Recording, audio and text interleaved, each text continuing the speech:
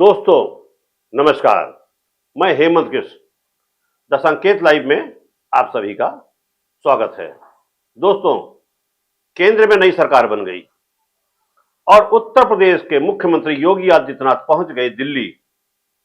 वहां वो अमित शाह, राजनाथ सिंह जो केंद्रीय मंत्रिमंडल में नई जगह पाए हैं, गडकरी सहित सबसे मिलकर के वापस हिंडन एयरपोर्ट पहुंच गए हैं और लखनऊ जल्दी ही आ जाएंगे। और जब उत्तर प्रदेश के मुख्यमंत्री राजनाथ सिंह, अमित शाह और तमाम केंद्रीय मंत्रियों से मिल रहे थे, उसी वक्त लखनऊ के अकबर नगर में जो कुकरेल बंधे के बगल में बसा हुआ है, वहां प्रशासन का, बाबा का बुलडोजर गरज रहा था। एक नहीं, दो नहीं, कई बुलडोजर गरज रहे थे। और क्यों गरज रहे थे? क्योंकि वहां पर अवैध निर्माण है, अतिक्रमण है। हाई कोर्ट का आदेश है कि जल्दी इसका ध्वस्तीकरण हो जाए। पिछली बार 10 मार्च को आखिरी बार वहां बुलडोजर गरजा था।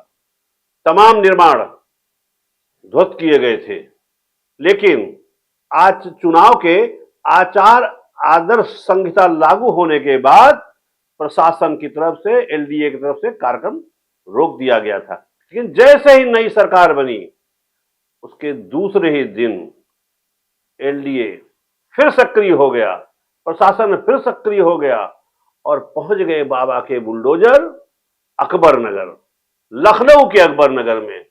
और तमाम जो करीब लगभग 1100 मकान चिन्हित किए गए हैं, उन्हें गिराए जाने लगे। और गिराए जाने के पहले, क्योंकि वहां की गलियां बहुत सक्रिय हैं, पहले भी वहां पर बुलडोजर चल चुका था, तमाम मलबा पड़ा हुआ था।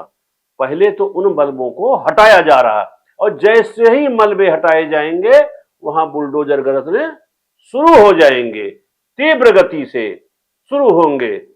वहां पर एलडीए की तरफ से बड़ी बड़ी गाड़ियां, छोटी छोटी गाड़ियां लगा दी गई हैं और मुनादी करा दी गई है कि लोग अपने घरों को शीघ्र खाली करें और अपना सामान इन सरकारी गाड़ियों में लाद करके जहां ले जाना चाहते हो वहां ले जाएं। अपना सामान जल्दी जल्दी लोड कराएं।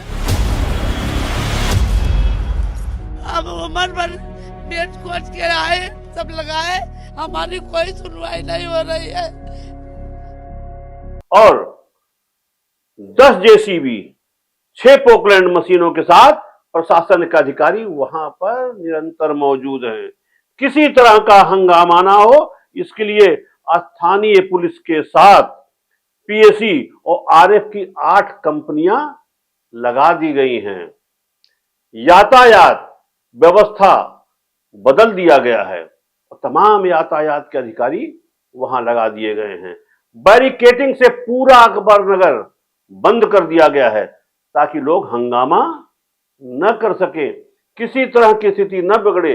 गर्मी प्रचंड पड़ रही है, इसलिए शासन प्रशासन ने वहां पर एम्बुलेंस की व्यवस्था कर रखी है कि अगर इस वक्त किसी भी कर्मचारी, किसी भी अधिकारी या किसी हंगामा करने वाले का या किसी नागरिक का स्वास्थ्य खराब होता है, तबीयत खराब होती है, तो उसे तुरंत अस्पताल पहुंचा दिया जाए।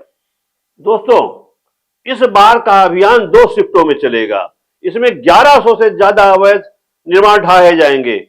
इसके अलावा एलडीए की तरफ से कैंप कार्यालय भी लगाया गया है। इलाके की यातायात व्यवस्था बदल दी गई है, लेकिन उसके बाद भी प्रचंड गर्मी को देखते हुए सुबह 7 बजे से 12 बजे तक अवैध निर्माण ढहाए जाएंगे। ये पहली शिफ्ट होगी और दूसरी शिफ्ट सायंकाल 3 बजे से 8 बजे तक चलाया जाएगा और बहुत तेजी से इन अवैध निर्माणों को ध्वस्त किया जाएगा। एलडीए के वीसी इंद्रमणि ने बताया कि अकबर नगर के 1679 लोगों को हरदोई रोड स्थित बसंत कुंज योजना में प्रधानमंत्री आवास आवंटित किए गए हैं। लोगों को आवंटित भवनों का कब्जा प्राप्त करने में किसी तरह की कोताही न हो, असुविधा न हो, इसके लिए अधिकारियों और कर्मचारियों की टीम भी बना दी गई है। और दोस्तों, लगातार मुनादी की जा रही है। निर्माण के साथ साथ इधर निर्माण हो रहा है, आगे की तरफ मुनादी हो रही है कि आप लोग जल्दी से जल्दी मकान खाली कर दें, वरना मकान सहित मकान ध्वस्त कर दिए जाएंगे। यहां 25 से 30 हजार की आबादी है। स्थानीय निवासी इमरान रजा बताते हैं कि 90% लोगों का रोजगार 500 मीटर के दायरे में है। शिफ्ट होने के बाद रोजगार पर संकट आएगा, यह जिम्मेदार लोग नहीं देख रहे हैं। फ्लैट वहां बेचे जा रहे हैं जहां कोई खरीदने वाला नहीं है। अब एलडी अपनी तिजोरी भरने के लिए अलग अलग पॉलिसी अपना रहा है। हम आपको बताते चलें कि ये केवल सरकार, शासन, प्रशासन की तरफ से कार्रवाई ही नहीं की गई है, इस पर हाई कोर्ट का आदेश है कि जो कुकरेल बंधा है उसके किनारे सारे अवैध निर्माण हटाए जाएं। एनजीटी का भी कहना है कि वहां से सारे अवैध निर्माण हटाए जाए, लेकिन इस आदेश के साथ हाई कोर्ट ने कहा है कि जो भी वहां के निवासी विस्थापित किए जाएं, उनको तुरंत, उन्हें हर हाल में प्रधानमंत्री आवास उपलब्ध कराया जाए। जस्टिस विवेक चौधरी एवं जस्टिस ओपी शुक्ला की बेंच ने यह आदेश राजू साहू सहित कई लोगों की ओर से दाखिल 6 दर्जन याचिकाओं को निस्तारित करते हुए दिया है। अब दोस्तों, कहना यह है कि पहले तो शासन प्रशासन ऐसी जगह पे लोगों को बसाता है, एलडीए के लोग घूस लेते हैं, कमीशन लेते हैं, हफ्ता भी लेते हैं, महीनवारी भी लेते हैं, उनको बसाते हैं, उनको पुष्पित पल्लवित करते हैं, और जब कोर्ट का आदेश आता है तो उसको गिराने पहुंच जाते हैं। वहां 10 साल से नहीं, 20 साल से नहीं, 50 साल से लोग रह रहे हैं, 100 साल से वहां लोग रह रहे हैं। वहां विस्थापित लोगों को हटाया जाएगा, प्रधानमंत्री आवास योजना में उनको बसाया जाएगा। लेकिन मेरा कहना यह है कि जहां उनको स्थापित किया जा रहा, विस्थापित किया जा रहा, वहां रहने के लिए जो लोग 100 गज के जमीन में रहते थे, 200 गज के जमीन में रहते थे, उन्हें 40 गज का अगर मकान दिया जाएगा तो उसके लिए उन्हें पैसा भी देना पड़ेगा।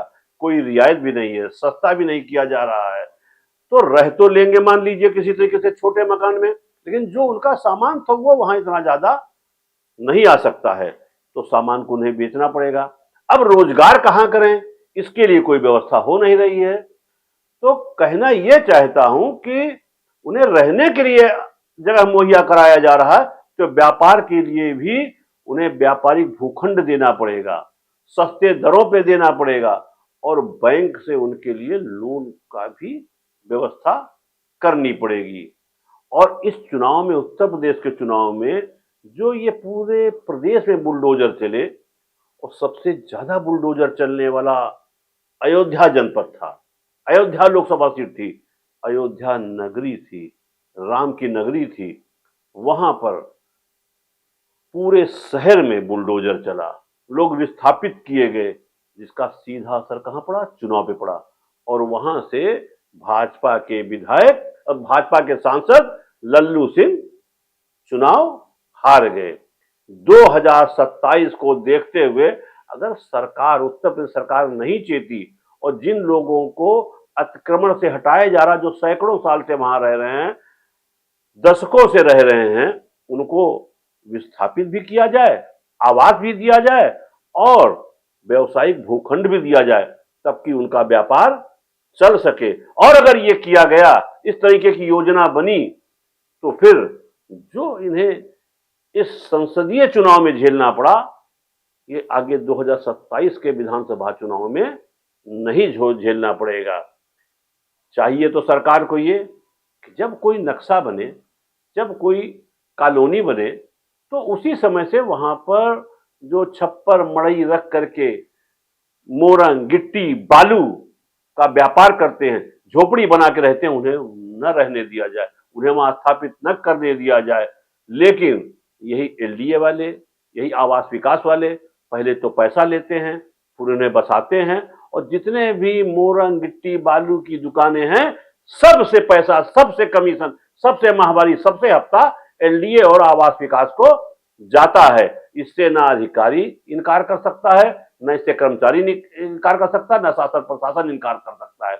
आप कहीं भी चले जाइए, आप वृंदावन योजना चले जाइए, राजाजीपुरम चले जाइए, कहीं भी जो जहां नई नई कॉलोनियां बस रही हैं वहां पर ये मोरंग गिट्टी वालों लोगों ने पूरा सड़क घेर रखा है, पार्कों में इन लोगों ने कब्जा कर रखा है, हरित बेल्ट में कब्जा कर रखा है। तो आज नहीं तो कल इन्हें हटाना पड़ेगा, और जब हटाना पड़ेगा तो ये कहना पड़ेगा हमको कि इनको एक बार विस्थापित किया जा रहा है, इनके रोजगार की कोई व्यवस्था नहीं है। तो ऐसा दिन न देखना पड़े, तो जो नई कॉलोनियां, जो नई आवासीय भूखंड जहां भी कुछ बन रहे हैं उसके इर्द गिर्द अगल बगल सड़कों पे अतिक्रमण न हो, ये शुरू से इस पर ध्यान देना पड़ेगा।